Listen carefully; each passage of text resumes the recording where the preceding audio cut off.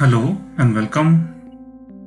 Git के इस part में हम देखेंगे कि हम गिट आरएम, गिट डिफ और गिट पुल और गिट टैग, ये थी कुछ 4-5 कमांड हमारे बचे हुए थे, उसको आज हम लोग देखेंगे।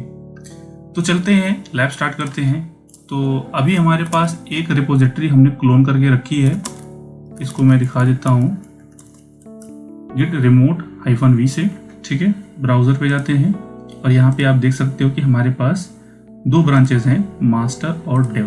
ठीक है, इसमें कुछ फाइल्स हैं। तो अब हम चलते हैं अपने लैब की तरफ। तो पहले हम देखेंगे कि हम आरएम का यूज़ कैसे करते हैं। जैसे अगर मैं गिट स्टेटस रन करता हूँ तो यहाँ पे आपको बता रहा है कि मास्टर ब्रांच हमारी एकदम क्लीन है, कुछ कमिट करने की ज़रूरत नहीं है। अब हम रेडी हैं पुश करने के लिए। यहाँ पे हमारे पास कुछ फाइल्स हैं, फाइल 1, 2, 3, 4, 5, 6, 7, 11, 12 ऐसा है। ठीक है, तो पहले हम यहाँ पे कुछ फाइल्स बना लेते हैं। तो टच फाइल 21, फाइल 22, फाइल 23। ठीक है, आरएम का कमांड हम जब यूज़ करेंगे, इसका मतलब है कि जो कमिटेड हैं फाइल्स, उसमें से अगर हमें कुछ डिलीट करना है तो हम डिलीट कर सकते हैं। अगर आप जो आपके वर्क स्टेशन जो आपका वर्क प्लेस है, इसमें से अगर आप कोई फाइल डिलीट करना चाहते हो तो ईजिली आप डिलीट कर सकते हो। बट जब हम किसी फाइल को स्टेज कर देते हैं या कमिट कर देते हैं तो फिर हम उसको ईजिली डिलीट नहीं कर सकते। तो उसके लिए हमें गिट आरएम की ही ज़रूरत पड़ती है। तो पहले हमने 3 फाइल बनाई, 21, 22, 23।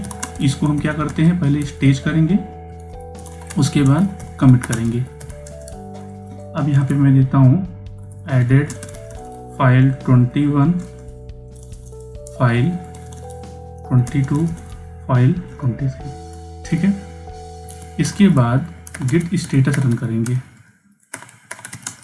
अब यहाँ पे बता रहा है कि एवरीथिंग इज क्लीन। अभी यहाँ पे कुछ और करने की ज़रूरत नहीं है। तो हम क्या करेंगे, मैं चाहता हूँ कि फाइल 21 या 23 को मुझे डिलीट करना है। तो पहले हम git ls-files देख लेते हैं। तो यहाँ पे ये फाइल मुझे अगर डिलीट करनी है तो git rm, उसके बाद मुझे यहाँ पे फाइल नेम देना होगा। ये फाइल अब मेरे कमिट सेक्शन से, जो हमने कमिट किया था वहाँ से ये फाइल रिमूव हो चुकी है।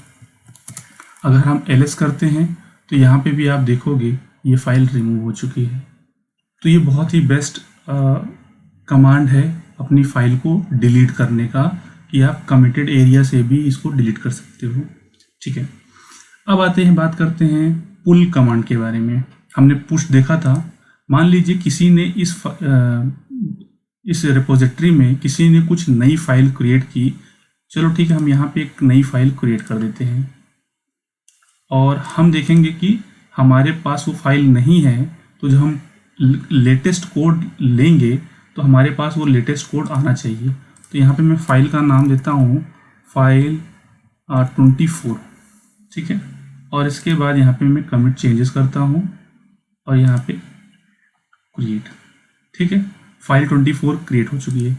बट मेरे पास वो फाइल नहीं है, तो मैं क्या करूँगा, git remote -v command run करूँगा पहले। तो मुझे पहले ये URL लेना है और इसके बाद गिट पुल, और ये मैंने URL दिया और ये ब्रांच नेम दिया मैंने। ठीक है, अब ये कमांड जैसे ही रन करूँगा ये लेटेस्ट लेके आएगा। ठीक, और यहाँ पे मर्ज विथ स्ट्रेटजी, और ठीक है, अब यहाँ पे हम रन करेंगे git ls फाइल्स। तो यहाँ पे 24 मेरे पास आना चाहिए, नहीं आ रहा है। तो पहले हम देखेंगे कि यहाँ पे किस ब्रांच में। ठीक है, यहाँ पे अगर इससे नहीं आ रहा है, एक बार और हम ट्राई करते हैं पुल करने के लिए।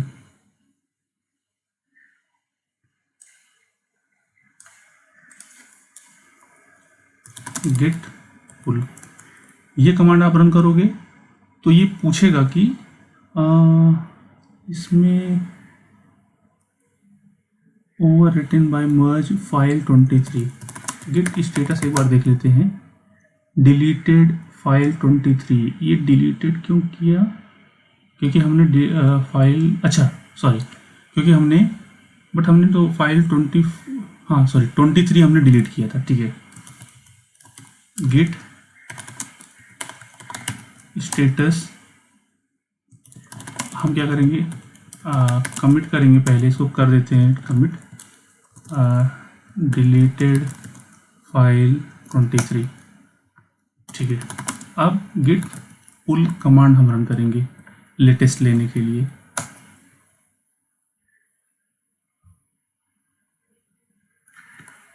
ठीक है, इसको अब हम कर देंगे सेव। तो यहाँ पे ये देखिए एक फाइल हमारे पास आ गई है, लेटेस्ट फाइल 24। अब हम गिट ls-files देख सकते हैं कि हमारे पास लेटेस्ट कोड आ चुका है, ठीक है, पुल हो चुका है। आप दूसरे ब्रांच को भी पुल कर सकते हो, मैंने मास्टर किया, आपकी रिक्वायरमेंट जो भी ब्रांच की रहेगी आप वैसा कर सकते हो, बट उसके पहले आपके पास जो भी डेटा रहेगा वो कमिटेड सेक्शन में रहेगा, तभी ये होगा जो हमने ये पहले ट्राई किया था, ठीक है। ठीक, अब आते हैं टैग। टैग क्या है, टैग क्यों यूज़ करते हैं? यहाँ पे आप देखोगे ब्रांचेस हमने क्रिएट किए थे बट टैग नहीं क्रिएट किया था। वो पॉइंट ऑफ रिलीज जो आपको लगता है कि मान लो कि इस पॉइंट पे हमारा डेवलपर ये सोचता है कि इस पॉइंट को मैं रिकॉर्ड कर लूँ और कुछ ऐसा मार्किंग दे दूँ कि ये हमारा रिलीज वर्जन 1 है। वर्जन 1 मीन्स कि इस रिलीज़ को मैं प्रोडक्शन पे डिप्लॉयमेंट कर सकता हूँ, या फिर प्रोडक्शन से पहले आप यूएटी पे डिप्लॉयमेंट करना चाहते हो, उसके पहले इस कोड की प्रॉपर टेस्टिंग हो गई है, बट आप इस पे मार्किंग लगाना चाहते हो कि इसको मैं मार्क कर लूँ वर्जन 1, तो मैं इसको प्रोडक्शन पे डिप्लॉयमेंट कर दूंगा। तो मैं एक हिस्टोरिकल मार्किंग के लिए मैं इसको टैग दे रहा हूँ। तो टैग कैसे देते हैं, तो पहले तो देखना होगा हमारे पास कोई टैग है या नहीं। गिट टैग आप कमांड रन करोगे तो हमारे पास अभी कोई टैग नहीं है।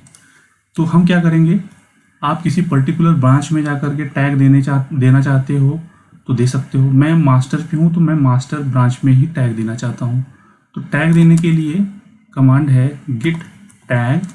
अब यहाँ पे आप -v.0 यहाँ पे मैंने टैग दे दिया। आपको लिस्टिंग करनी है तो गिट टैग आप दे सकते हो, तो आपको वर्जन दिख जाएगा। या फिर आप मैसेज के साथ टैग देना चाहते हो, उसके लिए कमांड है git tag -a annotation v1.1 और इसके बाद -m से आप मैसेज दे दो यहाँ पे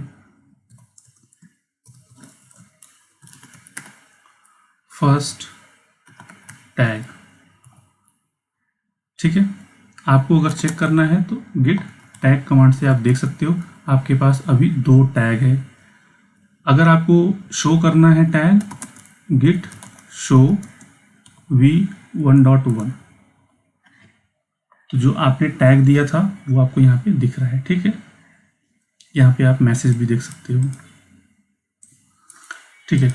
अब हम क्या कर सकते हैं, अगर आपको पर्टिकुलर टैग शो करना है, बहुत सारे टैग हैं, तो आप ऐसा भी कर सकते हो टैग गिट टैग, इसके बाद -l, इसके बाद आप डबल कोट्स में v1 लगा दोगे, तो जितने भी v1 से जो डॉट से स्टार्ट होंगे वो सारे टैग आपको दिखेंगे, ठीक है। मैं चाहता हूँ एक पर्टिकुलर v1.0 को मैं पुश करना चाहता हूँ अपने टैग को गिटहब की रिपोजिटरी में, तो उसके लिए कमांड है Git push origin v1.0।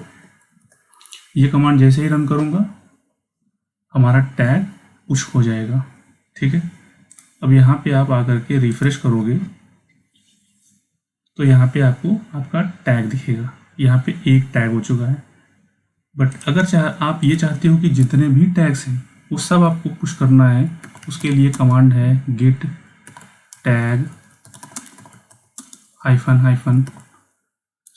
Git push -tags. जितने भी टैग्स रहेंगे वो सब एक साथ आप पुश कर दोगे तो आपका टैग पुश हो जाएगा। यहाँ पे आपको सिर्फ रिफ्रेश करने की ज़रूरत है, तो आप यहाँ से देख सकते हो 2 टैग हमारे पास आ चुके हैं। इसमें आप जाओगे तो ये देखो 1.0 एंड 1.1। और अगर आप इसी टैग से आप अपना रिलीज़ क्रिएट करना चाहते हो तो यहाँ से आप अपना रिलीज़ भी क्रिएट कर सकते हो। यहाँ पे आप दे दो रिलीज़ 1। इसके बाद हमें क्या करना है, यहाँ पे इसको पब्लिश कर देना है। तो ये हमारा रिलीज़ क्रिएट हो गया। अब हम चलते हैं अपने रिपोजिटरी पे। तो एक बार आप देख लो कि हमारे पास 2 टैग्स हैं और 2 ब्रांचेज हैं, ठीक है। तो यहाँ से आप इधर से आप टैग भी देख सकते हो, और आपको रिलीज़ क्रिएट करना है तो आप टैग से रिलीज़ भी क्रिएट कर सकते हो। अब लास्ट कमांड है हमारा डिफ। डिफ क्या करता है, 2 ब्रांचेस के बीच में डिफरेंसेस दिखाता है। डिफ से आपको समझ में ही आ रहा होगा, तो हम क्या करेंगे, गिट ब्रांच पहले देख लेते हैं। आप ब्रांच ही नहीं, कमिट के बीच में भी डिफरेंस दे सकते हो। तो पहले हम ब्रांचेस के बीच में देखेंगे कि हमारे पास कौन कौन से ब्रांचेस हैं, ठीक। अभी हमारे पास एक ब्रांच है, तो मैं यहाँ से -a लगा के लिस्ट कर लेता हूँ डेव ब्रांच, ठीक है। तो मैं क्या करता हूँ, गिट चेकआउट डेव। मैं एक बार डेव में जाऊँगा। अब यहाँ पे गिट मैं इसलिए जा रहा हूँ क्योंकि अब अगर मैं यहाँ पे ब्रांच दिखाऊंगा तो मुझे दोनों ब्रांच दिखेंगी, इसलिए मुझे ब्रांच में जाना ज़रूरी था। अब मैं चेकआउट करके मास्टर में आता हूँ, ठीक है। गिट डिफ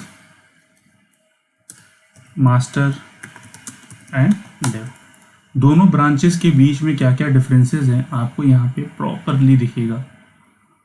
फाइल 11, 12 यहाँ पे आप देख सकते हो डिफरेंस, ठीक है।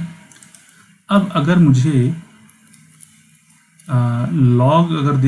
अगर मुझे कमिट के बीच में अगर डिफरेंस देखना हुआ तो हम रन करेंगे कमांड गिट log -1 लाइन, ठीक है। इतने सारे हमारे पास कमिट हैं।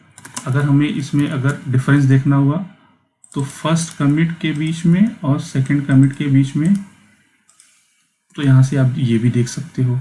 फाइल 1 में कुछ अपेंड हुआ है तो यहाँ से आपको वो इन्फॉर्मेशन मिली है कि हमने एक लाइन ऐड किया था फाइल 1 में, दिस इज़ फाइल 1।